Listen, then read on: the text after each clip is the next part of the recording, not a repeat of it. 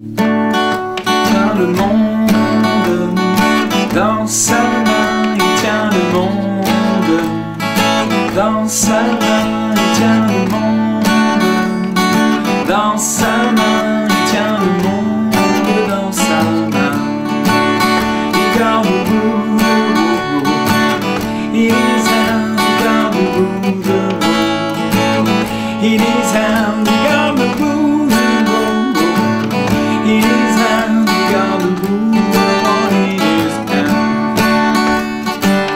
Il te tient toi et moi dans sa main, il te tient toi et moi dans sa main, il te tient toi et moi dans sa main, il tient le monde dans sa main, il tient le monde dans sa main, il tient le monde dans sa main, il tient le monde.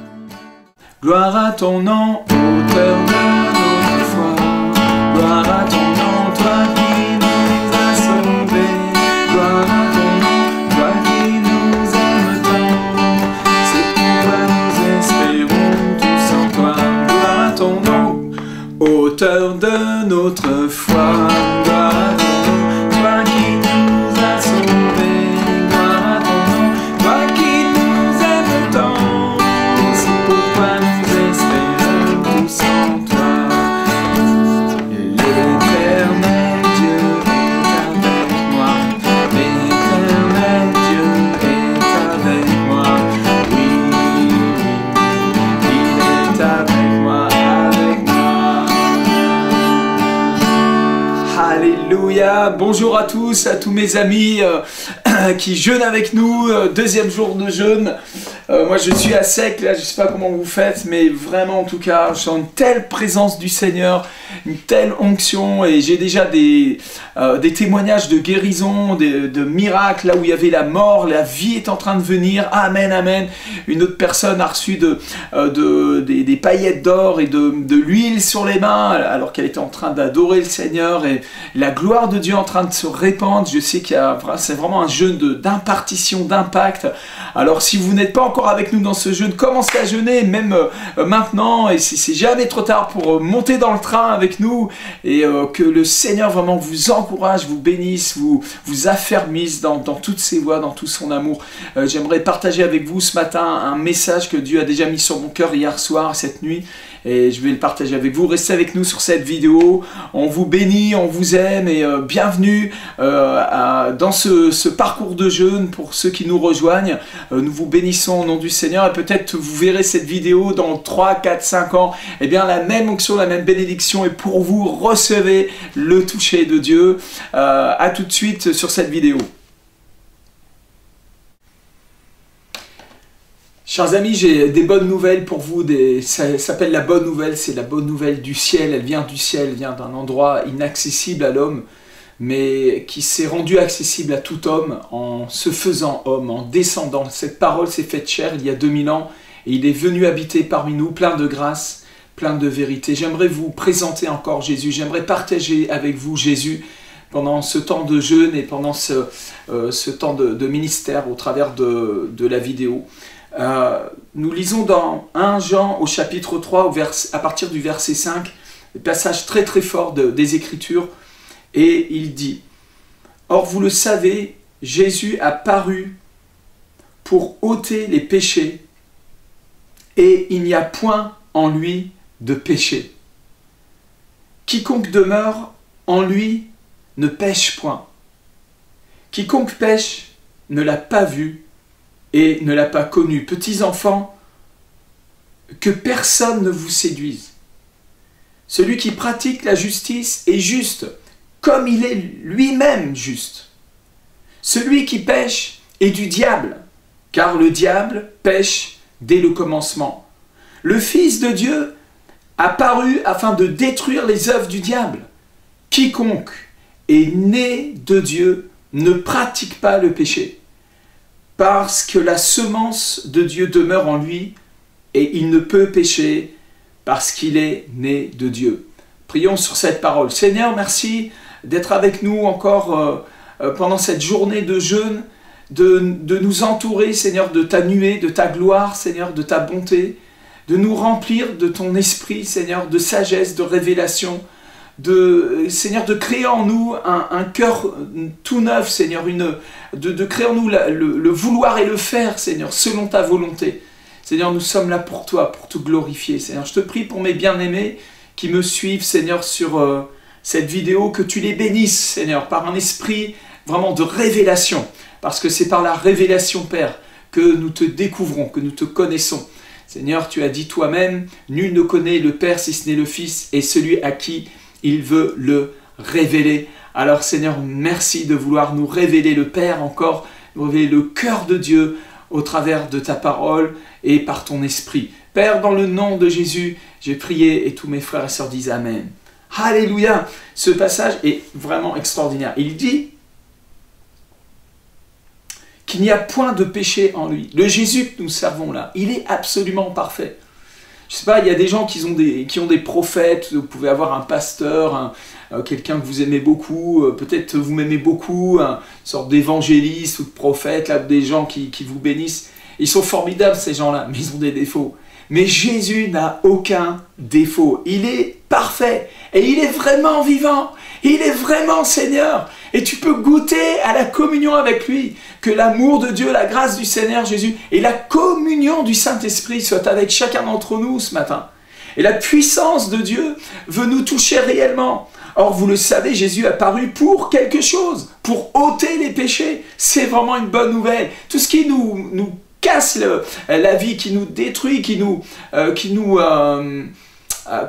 contamine, qui nous empêche d'avancer dans la paix, dans la joie, ces choses-là, le Seigneur veut les retirer de ta vie, mon ami. Alléluia. Il est venu pour ôter les péchés et il n'y a point en lui de péché. Il est infiniment adorable. Lui seul a marché sans péché. Lui seul est né par la pureté. Il est né par la puissance de Dieu. Il est le Verbe éternel qui s'est fait chair. Il est le seul qui est immaculée conception. Lui seul est saint. Lui seul est ce Seigneur avec qui nous pouvons aller, que nous pouvons adorer sans commettre aucun péché, puisqu'il est dit que tu n'adoreras que Dieu seul, à lui seul tu rendras un culte.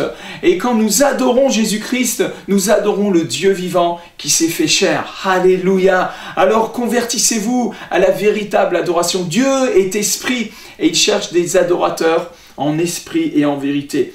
Il dit quiconque demeure en lui ne pêche point. Voilà l'un des grands problèmes du christianisme contemporain. Nous ne demeurons pas en lui. Nous demeurons en lui peut-être 2 heures le dimanche matin. Nous devons habiter en lui, demeurer en lui. Habillez-vous de sa présence. Habillez-vous de son amour. Soyez remplis dans toute sa richesse, de sa parole. Que vous demeuriez dans sa parole et que sa parole demeure en vous. Alors vous allez porter beaucoup de fruits. Cette réalité spirituelle et pour chacun d'entre nous, c'est pas loin, c'est pas compliqué, on n'a pas besoin de faire beaucoup de religion, on a juste besoin de nous approcher de lui. Approchez-vous de lui et il s'approchera de vous. Il dit quiconque pêche ne l'a pas vu et ne l'a pas connu. En lisant ce verset, tout de suite on se culpabilise. Ah oui, c'est vrai, je commets des péchés. Arrête avec ça. Juste tourne les yeux un peu sur ta droite là et regarde au Seigneur. Il dit quiconque pêche ne l'a pas vu et ne l'a pas connu. Mais c'est une bonne nouvelle. Tu es fait pour le voir. Tu es fait pour le connaître. Et je pose cette question, avez-vous déjà vu le Seigneur? Vous avez besoin de le voir dans la gloire. Vous avez besoin d'avoir vos yeux ouverts dans sa présence. Quand vous allez commencer à voir et à contempler le Seigneur dans la gloire, vous allez être transformé en sa même image de gloire en gloire par son esprit. À l'intérieur de vous, tout est bouleversé, tout est changé. C'est pourquoi dans nos réunions, les gens, vous les voyez tomber par terre, se mettre à pleurer, à crier. Tout simplement, ils sont saisis par l'esprit, brisés par l'amour de Dieu. Et leurs yeux s'ouvrent comme un petit bébé qui sort du ventre de sa mère, les poumons s'ouvrent et alors le bébé se met à pleurer. Eh bien, c'est ce qui se passe souvent quand on découvre l'amour de Dieu pour la première fois de cette façon-là. Il est vraiment vivant. Vous êtes fait pour le connaître. Connaissez-le comme il veut que vous le connaissiez. Il te dit, viens mon enfant, viens dans mes bras. Je vais te faire connaître l'amour de Dieu. Tu vas connaître la bonté de Dieu. Amen, amen, amen. Petits enfants, que personne ne vous séduise. Il y a beaucoup de séduction, surtout dans cette fin des temps. Il y a énormément de séduction. Il y a toutes sortes d'enseignements, de prédications, toutes sortes de choses qui viennent alourdir les enfants de Dieu. Écoutez-moi, la parole de Dieu, elle est simple. Christ est simple. Ne renoncez pas à la simplicité en Christ. Soyez normal, soyez simple et laissez-vous remplir par le Saint-Esprit. Vous avez enfin la possibilité de goûter à Dieu sans religion. Vraiment, le Seigneur nous a libérés de la religion, il nous a libérés du fratras religieux, de se culpabiliser de ces choses-là. Laissez-vous aimer par le Seigneur. Laissez-vous remplir par le Saint-Esprit. Ne vous laissez séduire par personne. Attachez-vous fortement au Seigneur et à sa parole, à l'enseignement de sa parole. La Bible dit, Jésus a dit aux premiers Juifs qui ont cru en lui, si vous demeurez dans ma parole, vous serez réellement mes disciples. Vous connaîtrez la vérité et la vérité vous rendra libre, vous affranchira.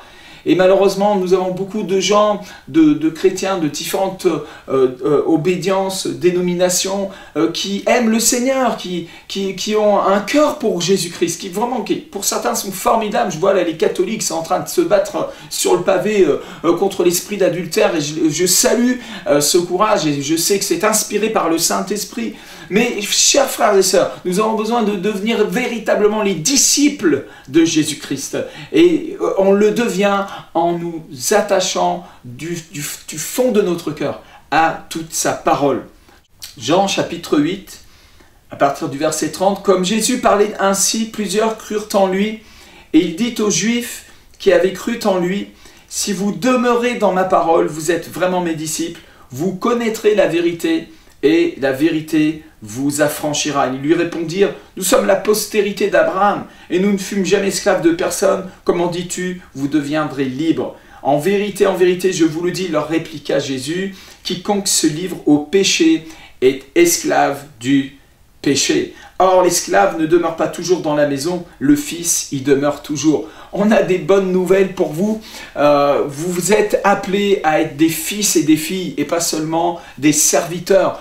Vous n'êtes pas appelé à être un homme ou une femme de Dieu, mais un fils, une fille, un héritier, une héritière.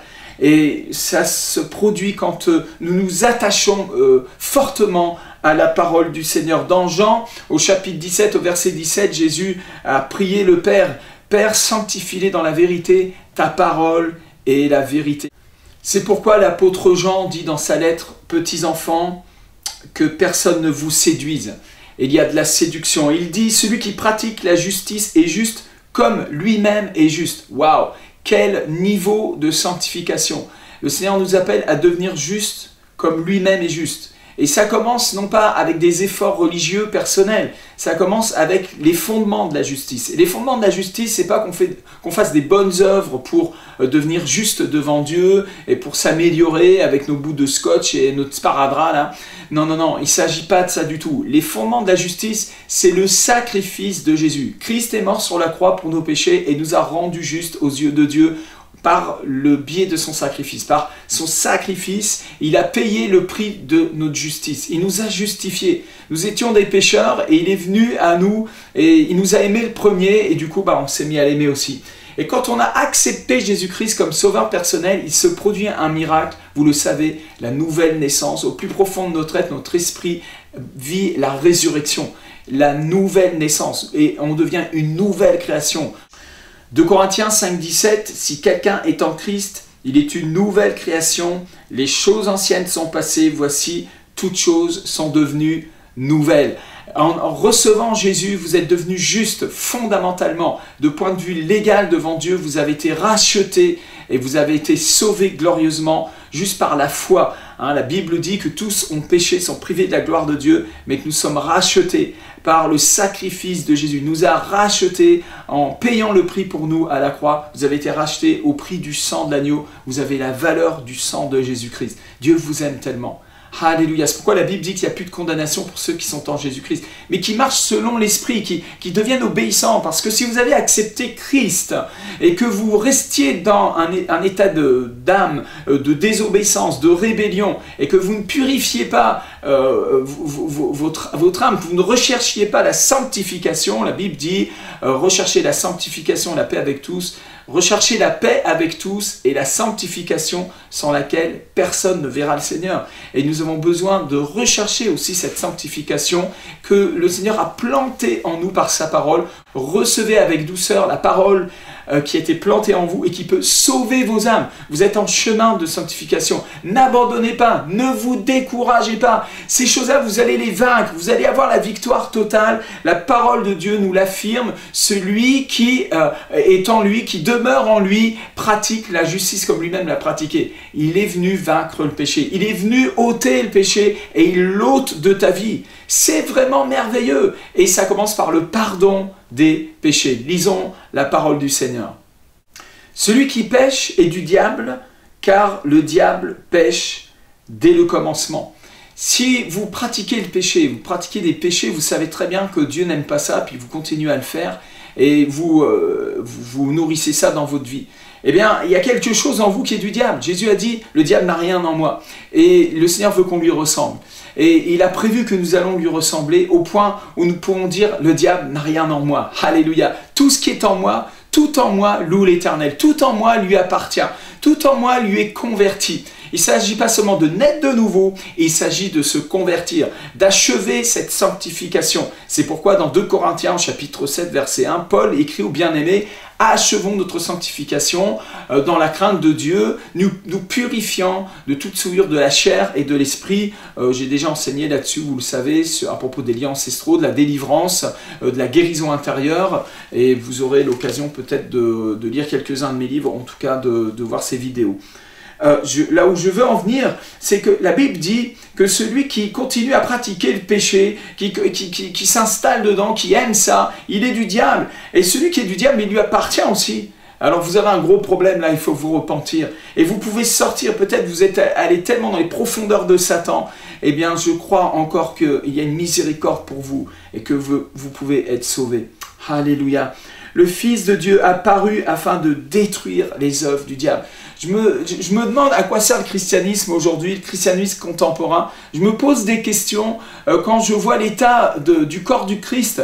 Bien heureusement, il y a encore des voix qui se lèvent. Il y a encore comme pour Élie, 7000 prophètes qui n'ont pas fléchi le genou et qui continuent à garder le cap de l'appel de Dieu, de la prédication de l'évangile. Il a dit, allez, faites de toutes les nations des disciples. Je crois vraiment qu'il y a un grand réveil qui est en train de secouer la planète entière, dans tous les pays, dans toutes les nations. Il y a des enfants de Dieu, des chrétiens qui ont compris que Jésus a paru afin de détruire les œuvres du diable. Il n'est pas venu pour qu'on ait un club, pour que nous fassions des bisous le dimanche matin. C'est merveilleux les bisous le dimanche matin. Moi j'aime ça. Tous les dimanches je suis dans mon église. Si je ne suis pas dans mon église, je suis dans une autre assemblée en train de prêcher.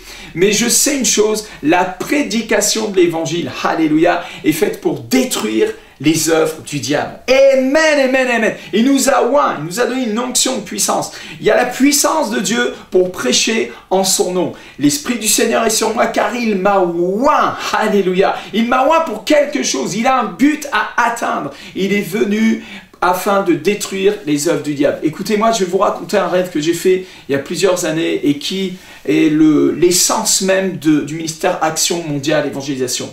Ce rêve commence par une nuit d'été où il fait très doux. Vous savez, ces nuits où il a fait très chaud la journée, puis la douceur de la nuit vient et il y avait une grande prairie devant moi et des groupes qui étaient là parsemés. Et il y avait une paix extraordinaire. Il y avait vraiment dans l'air, c'était vraiment merveilleux. C'était l'amour, quoi. Il y avait la paix, la bonté, il y avait le partage. Et je voyais des groupes comme ça de gens plus ou moins jeunes avec des guitares, ils étaient en train de communier, il y avait des gens qui faisaient la Sainte Seine. C'était la paix de Dieu, c'était vraiment, quand je les ai vus, mon cœur a bondi de joie et je voulais les rejoindre et m'asseoir avec eux juste pour prendre du bon temps. Alléluia, c'était vraiment du bon temps, quoi. Amen, amen, amen.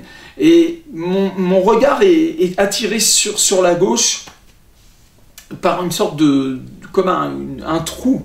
Et quand je regarde, en fait, c'est pas un trou, c'était une fosse, une profonde fosse, grande comme des carrières où on creuse pour pour chercher du sable ou du calcaire pour faire du ciment. Vous avez des grandes fosses comme ça, une grande fosse énorme avec plusieurs étages, et je voyais des gens à l'intérieur. Il y avait des gens, et plus je regardais plus vers le fond, plus il y avait des gens dans les profondeurs. Et à peu près vers le milieu de la fosse, j'ai vu un homme qui tenait comme un sac et qui jetait des bonbons de différentes couleurs. Et les gens attrapaient ces bonbons et en mangeaient et trouvaient la force pour pouvoir remonter et sortir de la fosse. Et en regardant cet homme, je me suis aperçu que c'était moi en fait. C'était moi en train je me suis réveillé avec ce rêve et j'ai compris que Dieu nous appelle, en tout cas moi il m'appelle, à descendre dans la fosse. J'aime l'église, j'aime la communion fraternelle. Quand je rentre à la maison, là, après mes missions, je rentre à la maison et que je vais à mon église et j'aime ça, vraiment, béni soit Dieu pour l'église locale. Alléluia, mes frères et sœurs, il y a des gens dans la fosse, il y a des gens qui ont besoin qu'on descende dans la fosse. Ils ont besoin que des hommes, des femmes chargés de la parole de Dieu, des révélations de la parole, puissent les rejoindre dans leur vie et leur annoncer la bonne nouvelle dans leur propre langage. Nous avons besoin d'évangélistes, nous avons besoin de gagneurs d'âme, nous avons besoin que les chrétiens arrêtent de penser que le christianisme, c'est d'aller le dimanche à l'église. Mais nous avons besoin que les chrétiens deviennent des gagneurs d'âme, des témoins, des gens qui aiment Jésus au point qu'ils ne peuvent plus se taire et qui vont crier sur les toits la parole de Dieu, la vérité.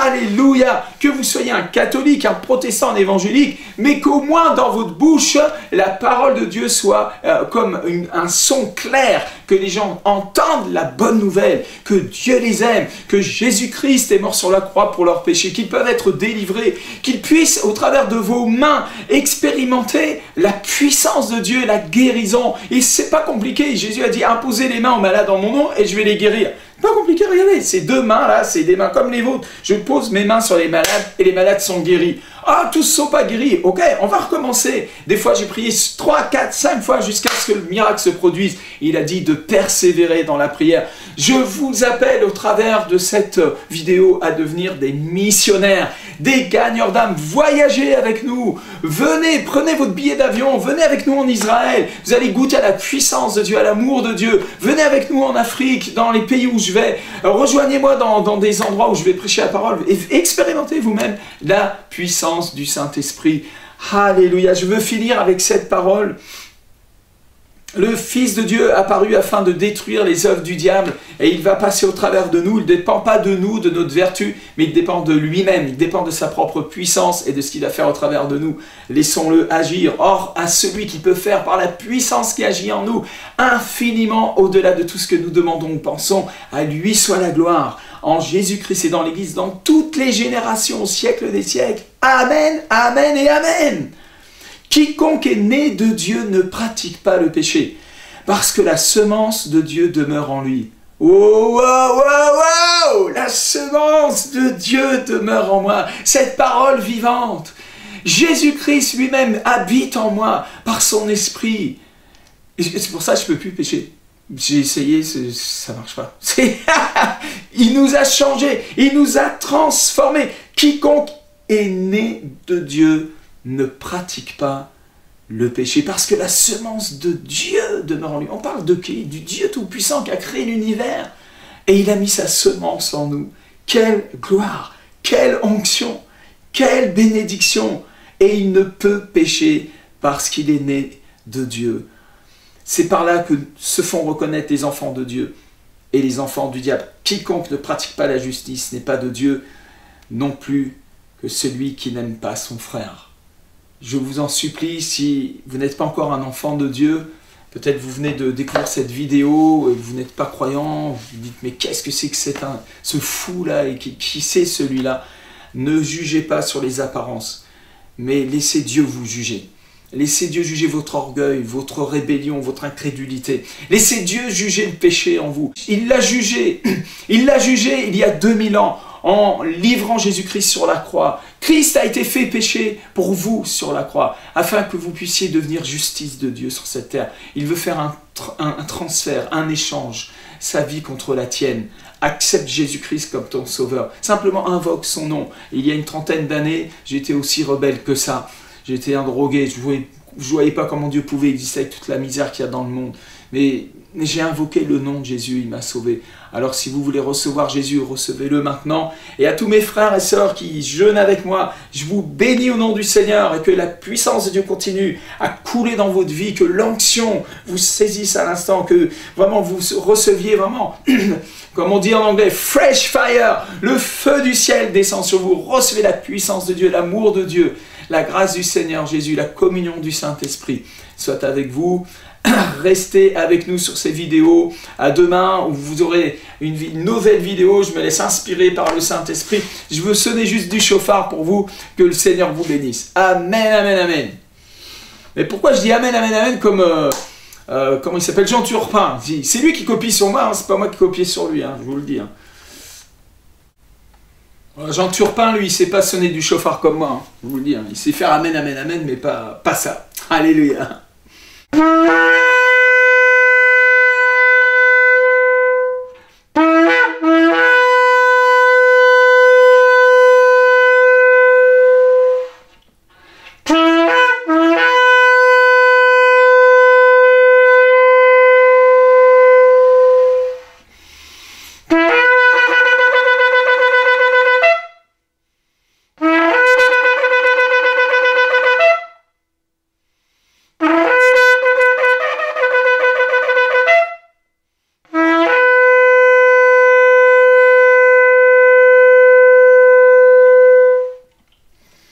Seigneur, bénis mes frères, bénis mes sœurs, Seigneur, et bénis même mes ennemis, au nom de Jésus. Amen, amen, amen, amen, amen.